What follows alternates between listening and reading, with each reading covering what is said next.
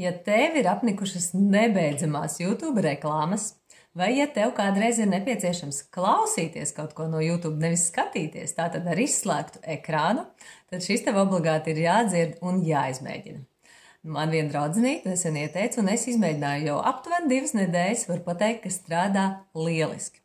Tātad, kas tev ir nepieciešams? Tev ir vajadzīga aplikācija, kas īstenībā ir interneta pārlūks un saucās Brave.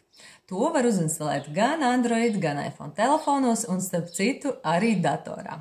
Parādīšu, kā izskatās. Aplikācija izskatās šādi ar sarkanu lauvu. Un pirmkārt, kad tu atver, aizej lejā uz 3 punktiņiem un atrodi iestatījumus.